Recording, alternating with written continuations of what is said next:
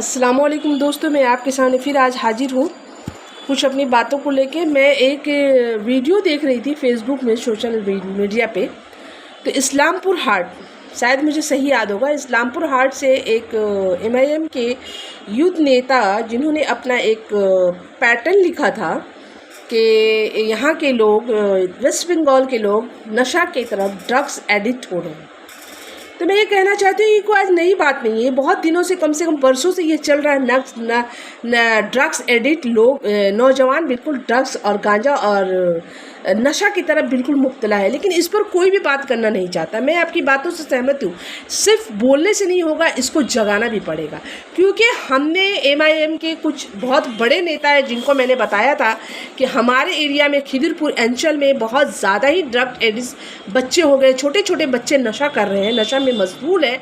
लेकिन इस बातों को उन्होंने दबा दिया, कहा कि नहीं, इस सब बात छोड़िए और कुछ दूसरी बातों पे बात कीजिए। तो मैं ये कहना चाहती हूँ तमाम उन नेताओं से कि इस पर क्यों नहीं बात होता है। बच्चे नशा में डूब रहे हैं, ड्रग्स एडिक्ट हो रहे हैं, गांजा पी रहे हैं, और ड्रग्स और गांजा की वजह से आज इस तरह से नौजवान एक दूसरे को मार रहे हैं।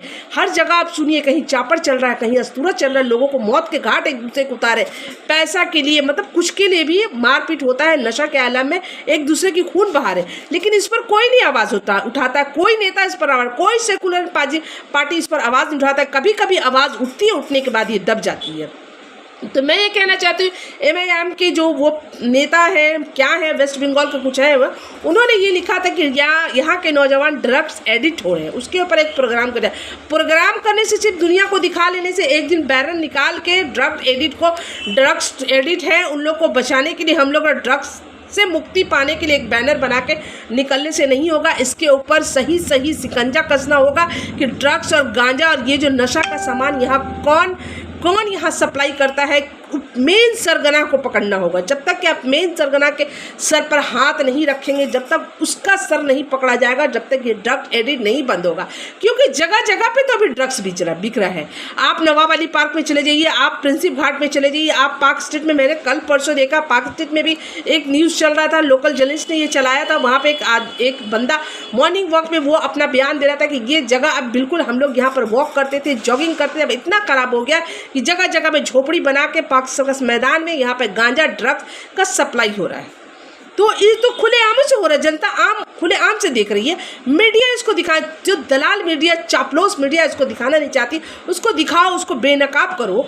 जो जनता की जो बहुत अहम चीज़, तो मीडिया ये नहीं समझती कि ड्रग्स के चपेट में हमारे हिंदुस्तान के उभरते हुए सितारों को मारा जा रहा है, जो कल अपने हक की लड़ाई को कभी नहीं लड़ पाएंगे, ना ही वो तालीम की तरफ जाएंगे, ना ही वो काम की तरफ कहीं नहीं जाएंगे। वो सिर्फ अपने आप को नशा में। आज मैं हालात बंगाल न्यूज़ टाइम इंडिया में भी देख रही थी कि एक लड़का, मतलब जुआ का नशा करता था, वो अपनी माँ को इस तरह से मार पीट गाली, 20,000 रुपया चाहिए, किसी से वो कर्ज ले लिया। ये गेम जो मोबाइल पे जो गेम जो जुआ चल रहा है, इसके पर भी शिकंजा कसना चाहिए। ये बड़े बड़े हीरो हीरोइन इस तरह से ऐप बना के बच्चों को जुआ में मुब्तला कर रहे हैं, इसके ऊपर सरकार क्यों नहीं शिकंजा कसती है।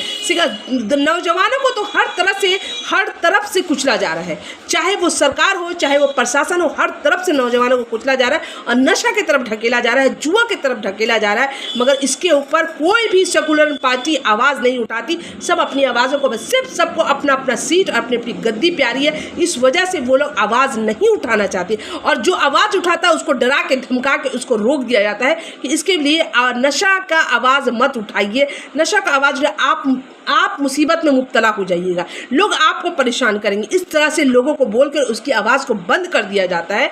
तो मैं कहना चाहती हूँ, आज दवा की दुकान में खुले धड़ल्ले से नशा का दवाई बिक रहा है, लेकिन उसको कोई रोक नहीं रहा। सब जानता है, पूरा मोहल्ला, पूरा प्रशासन, सबको पता है, लेकिन उसके ऊपर रोक नहीं दी। आज नौजवानों को मौत के मुँह में फेंका जा रहा है। तो मैं उनसे कहना चाहती हूँ, MIM के जो भी है इस्लामपुर के, कहाँ कहते हैं, उन्होंने जो ये आवाज़ उठा, मैं उनकी आवाज़ के साथ मिलाकर आवाज़ उठाना चाहती हूँ कि आप ये आवाज़ उठाएं और मुझे भी कॉल करें। मैं इंशाल्लाह, अगर आप मेरी वीडियो को देखिएगा तो मुझे बुलाइए, और बुला के मैं भी आपके साथ चलूँगी, क्योंकि हमारा एरिया भी इसी चीज़ से मुब्तला है। मैंने MIM के बहुत बड़े नेता को ये कंप्लेन किया था कि हमारे इलाका में इस तरह से हो रहा है, इसके बारे में कुछ कीजिए। उन्होंने साफ जवाब दिया कि इसके बारे में कुछ नहीं हो सकता, क्योंकि प्रशासन हमारा नहीं है। उनका साफ कहना है कि ये रूलिंग पार्टी हमारी नहीं है, इसलिए हम कुछ इसके लिए नहीं कर सकते। जब आप रूलिंग पार्टी नहीं तो आप विपक्ष के लिए फिर खड़े क्यों हो रहे हैं? आप जब रूलिंग पार्टी से आप अपने सवाल नहीं कर सकते थे, फिर आपको खड़े होने की कोई आपकी कोई ज़रूरत नहीं है, आपका कोई हक नहीं बनता है कि आप खड़े होइए। आप रास्ता में निकलिए, आप अपना बैनर लेके निकलिए। क्यों आप निकलिएगा? सिर्फ आप अपनी सीट के लिए निकलिएगा, अपने जनता को लुभाने के लिए आप निकलिएगा। जनता की जो मेन मुद्दा है उस पर आप बात नहीं करेंगे। तो ये बात मैंने उनका सुना, मुझे बहुत ख़राब लगा। उन्होंने बोला है रूलिंग पार्टी है, जो पार्टी रूल कर रही है उससे हम लोग कुछ नहीं कर सकते। जब कुछ नहीं कर सकते तो आप विपक्ष में खड़े भी मत होइए।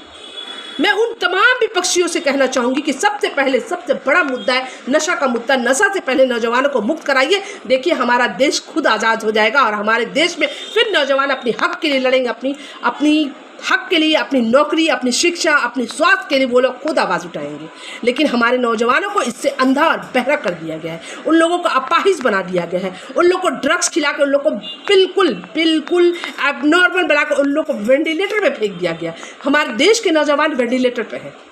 तो दोस्तों मैं ये कहना चाहूँगी, शायद हमारी बातें आप लोग को बुरी लगे, ख़राब लगे, तो इसके लिए मैं माफ़ी चाहती हूँ, उसके लिए माजरत चाहती हूँ। मेरे जो भी लोग ये वीडियो देखें, इस वीडियो को ज़्यादा से ज़्यादा शेयर करें। उन नेताओं तक वीडियो को जरूर पहुँचाइएगा जो कि बात करते हैं सेकुलरिज्म की और आवाम की भलाई की। उनसे ये सवाल कीजिएगा, इलेक्शन के ज़माने में हमें कोई भलाई नहीं चाहिए, हमारे नौजवानों की हिफाजत चाहिए। दोस्तों मैं अपनी बातों को ख़त्म करती हूँ। अल्लाह हाफिज़। दूसरी वीडियो में मैं आपसे फिर मिलूँगी। उम्मीद करती हूँ मेरे तमाम व्यूअर्स अच्छे होंगे और आप लोग दुआ करें कि मैं अपनी आवाज़ को इसी तरह बुलंद करती रहूँ और आप तक पहुँचा दूँ। और आप लोगों से मेरी गुजारिश है कि मेरी आवाज़ में अपनी आवाज़ ज़रूर मिलाएं। ये आवाज़ हमारी नहीं, आपकी आवाज़ है। अल्लाह हाफ़िज़।